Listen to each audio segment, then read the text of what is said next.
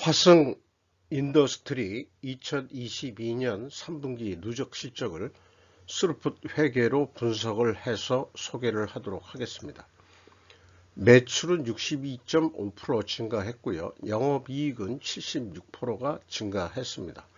그리고 재고자산 매출원가 분식회계 개연성을 세우지 않을 수밖에 없는 그런 결산이라고 보여집니다. 내용이 적었다고 생각하시면 구독, 좋아요 부탁드리고 1.5 배속을 보시기 바랍니다. 원가회계 손익으로서 매출이 9,445억 원으로서 전년 동기 대비 62.5% 증가를 했습니다. 상대적으로 매출원가가 62.7%, 약 0.2% 약간 더 증가를 했습니다. 그래서 매출 총이익은 54.4% 증가한 것으로 나타나고 판매관리비가 11.8%가 증가해서 영업이익은 76.3%가 증가한 것으로 그렇게 결산이 됐습니다. 스루풋 손익 분석 내용으로는 매출에 비례하는 매출재료비가 62.7%, 매출원가하고 거의 유사하게 약간의 매출 재료비 증가가 있는데요. 이 화성 인더스트리는 제조업이라기보다는 운동화에 대한 상품 유통업 성격이라고 봐집니다. 그래서 상품 매입 가격보다 판매 가격이 약간 낮게 인상이 된 거 아니냐, 이렇게 1차 추론을 해보게 됩니다. 그래서 스루풋은 54.4% 증가했고요. 그러나 스루풋률은 0.2% 하락을 했죠. 운영비용이 11.8% 증가해서 가공비는 없습니다. 요거는 그 소수점들의 이런 거라서 의미가 없는 수치고요.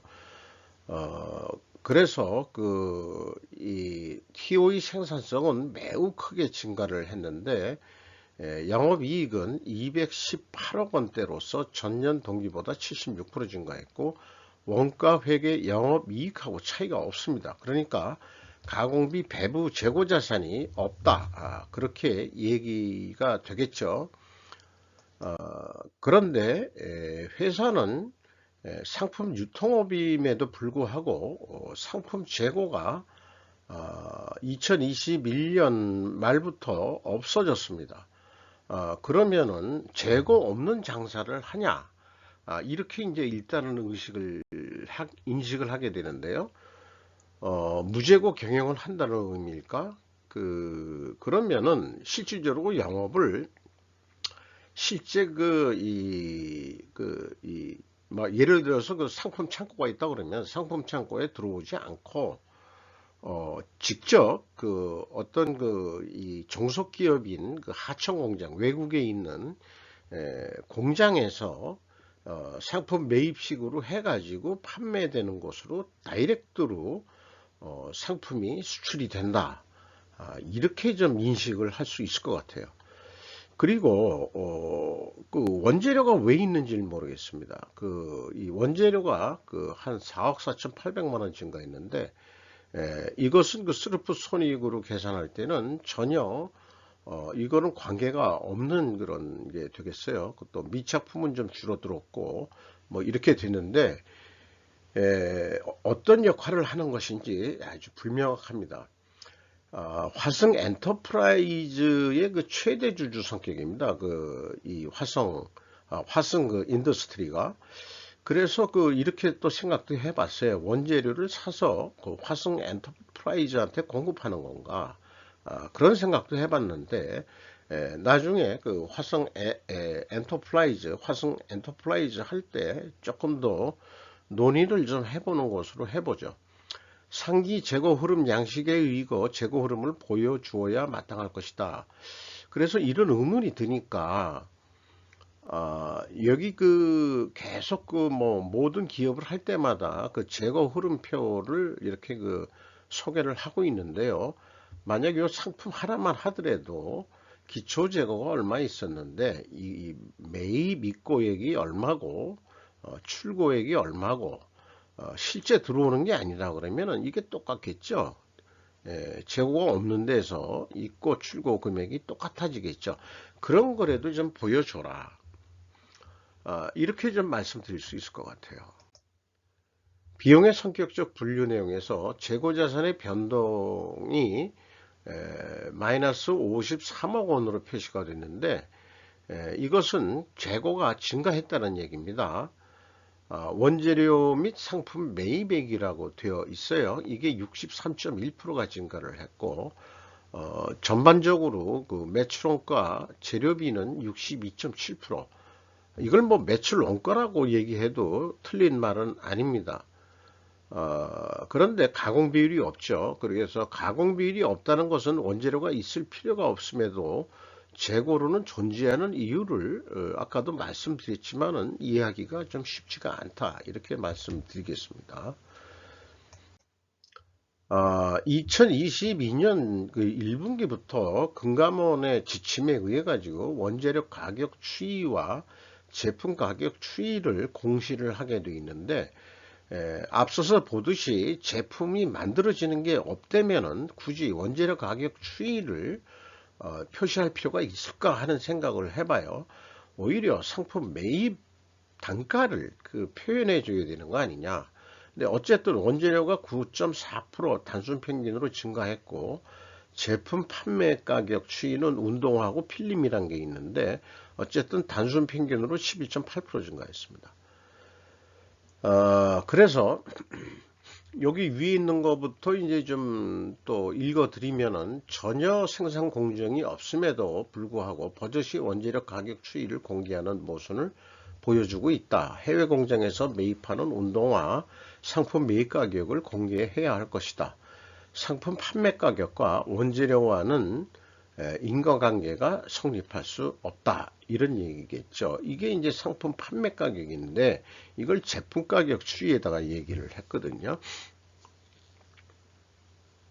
이거 확실히 구분이 돼야 좋은 건데, 어쨌든 회사가 원재료 가격 상승 그 평균율이 9.4%니까 재료 비율이 100%다 이 말이에요. 그러니까 이제 가격 상승 압박률은 9.4% 정도 되는데, 그거에 비해서는 판매 가격을 더 올렸다. 한 2.4% 좀 더 그 가격 인상을 한 거로 이렇게 해석이 됩니다. PQ 총 제조 비용에서 그 PQ 그 갭이 53억 6,900만 원인데, 이 금액이 투입비료비라고 상품 재료비라고 보면 되겠죠. 이게 금액이 일단 같은 거고요. 그 다음에 2단계에서는 재고자산 명세에서 봤지만은 그 상품의 그 변동액이 없음에도 불구하고 3분기 작년도 3분기에는 2,600만 원이 있었습니다만 비성분의 불명이 53억 6,900만 원이 마이너스로 표현되어 있습니다. 요 금액 그 차이하고 일치를 합니다. 이것이 도대체 무엇이냐, 이 갭이 도저히 찾을 수가 없습니다. 그러니까 2단계까지 보더라도 분식회계 개연성 가정을 세우지 않을 수 없다. 현금 흐름표 기준 전체 재고자산의 증가액을 맞추는 것은, 이것은 뭐 너무나 당연하게 맞춰줘야 된다 이렇게 생각을 하는 거고요. 운영비용에서 인건비가 33억 7,400만 원 나갔는데 이 3.7% 감소를 했습니다. 직원 수는 그대로입니다. 그러면은 임금이 조금 깎였다는 얘기냐 하면은 그건 아니고, 그 금액은 올랐으니까 3.8% 정도 인상이 된 것으로 이렇게 보이고요. 29명 정도면은 제조 공정이 있을 수가 없고, 다 그 상품 유통업에 종사하고 일반 관리직 뭐 이런 것으로 되어 있습니다. 재무 상태표에 보더라도 유형자산은 매우 작은 금액으로서 사무실 정도 있는 거 그렇게 인식이 됩니다. 연간 그 평균 임금이 1억 4,500 정도로 예상이 되는데, 아마 그 고임금 그 보수를 받는 임원까지 포함해서 그렇게 된다고 봅니다. 지급 수수료가 19.5% 증가했습니다. 경영성과 지표로서요, 참 재고 회전율이 이렇게 많이 나오기도 매우 힘든 건데, 거의 뭐 무재고 재고를 하니까, 이거를 그냥 이 제로 상태에서는 이게 산출이 안 되니까 상품이 전체 재고를 한번 대입을 해 봤습니다. 그런데 이제 뭐 매우 많이 폭포로 증가를 한 거죠. 재고 회전율이 상승을 했습니다. 그런데 수료분율은 거꾸로 떨어졌죠. 아까 판매 가격은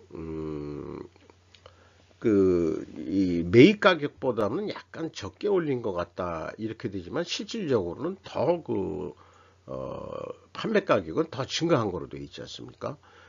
그러니까 이 앞뒤가 안 맞는 지금 성과 지표가 나타나고 있어요. 그래서 이렇게 이 역방향으로서 분식회계 개연성 가정이 성립이 된다. 이거를 이제 회사가 반증하려고 그러면은,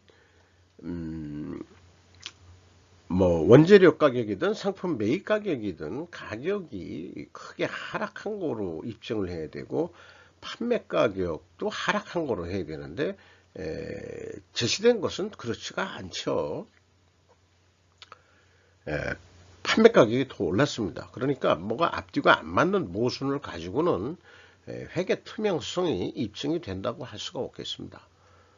이렇게 해서 3분기까지 실적을 가지고 매출원가 자체가 54억 원 가까이 갭이 있는 상태니까 이게 정확한 예측이 될 수는 없는 겁니다만은 나름대로 유통업이니까 재고의 증감은 없는 것으로 이렇게 보고서 예측을 한다 그러면은 아마 연말까지 1조 1,500억 정도 하지 않겠느냐. 그러면은 지금 3분기까지 데이터를 다 그대로 해서 예측을 하더라도 영업 적자가 예상이 됩니다. 영업 적자를 벗어나고자 5% 매출을 늘린다 하더라도 상대적으로 재료비가 더 증가하게 되어 있으니까 결국 영업 적자를 못 벗어나는 거로 이렇게 됩니다. 그래서 원가 회계는 어쨌든 상품이라도 재고가 증가를 해야 영업이익이 증가하게 되어 있는데 그게 없다 보니까 이 적자로 나타나게 됩니다. 이것이 이제 원가 회계의 모순을 드러내는 어떤 이 샘플이라고 할 수 있겠습니까? 그래서 회사는 무슨 방법으로 흑자 결산을 만들어낼까? 3분기에도 매출원가가 이 갭이 있었는데 이 갭을 어떻게 줄여가지고 지금 봐서는 지금 뭐 이 영업이익이 217억 됐잖아요. 그러면 예상되는 것은 연말까지 한 272억 한다고 그랬는데 실제 좀 일부 좀 깎인다고 하더라도 한 100억 정도가 적자가 난다 그러는데 이거를 어떻게 흑자로 만들지 저는 매우 궁금합니다. 아마 화성 인더스트리 2022년도 연간 사업보고서가 나오면은 분석을 또 해볼 필요가 있겠습니다만은 분명히 뭔가 하자가 있는 이익이 나오도록 그렇게 분명히 결산할 것 같은 그런 느낌을 지울 수가 없네요. 그래서 이것은 항상 소개하는 겁니다만은 맨치기 원가 회계의 모순을 얘기하는 거고 그 대안으로서 스루풋 회계를 제시하는 거고요. 재고 회전율, 가공비 배부 재고 자산 회전율, 유통업에는 그냥 상품 회전율로 보시면 되겠습니다. 이거 상승을 이 바벨 전략으로 소개를 하는 거죠. 스루풋 관점으로 한다 그래도 원가 회계하고 차이가 없으니까 거의 유사하게 예측액이 됩니다. 1조 1,500억 정도 할 것 같은데 아마 34억 정도 적자가 예상되고요. 이거를 그 재고 회전율을 더 올린다고 하더라도 이 적자는 못 벗어날 것 같습니다. 그리고 뭐 재고를 줄인다고 하면은 더 계약했을 당시에 1조 2,500억 그 수준에서의 그 영업 적자 선이라고 그렇게 볼 수 있겠죠. 그래서 이 범위 19억 범위 내에서 결산이 이루어질 거라고 생각을 합니다. 주가는 2,090원이 하락을 해가지고 장부 가격 대비 106%인데 그나마 그래도 시중에서 그 주가는 대우를 받고 있는 거다. 코리아 디스카운트 속에서도 그렇게 생각이 드는 거고요. 주주를 보면 현석고시가 22.63%를 가지고 있고 화승 코퍼레이션이라는 데가 또 9.98%, 그리고 외국인이 9.1%를 가지고 있는데 JP모건, 맥쿼리 등이 이제 눈에 띕니다. 그러니까 이 화승은 그 일반 그 재벌 기업처럼 지주회사 식의 어떤 지주회사에서 모든 게 그 종속기업으로 파생되는 게 아니고 마치 그 순환출자처럼 그렇게 되는 것 같은데, 일단 화승 인더스트리가 화승 엔터프라이즈를 지배하는 지배주주로서 관여를 하고 있는 것 같고요. 그 다음에 이제 이 화승 인더스트리의 그 최대 주주는 현석고 씨로 이렇게 되어 있습니다. 이상 마치도록 하겠고요. 이어서 화승 엔터프라이즈를 분석한 내용을 또 별도로 방송을 하도록 하겠습니다.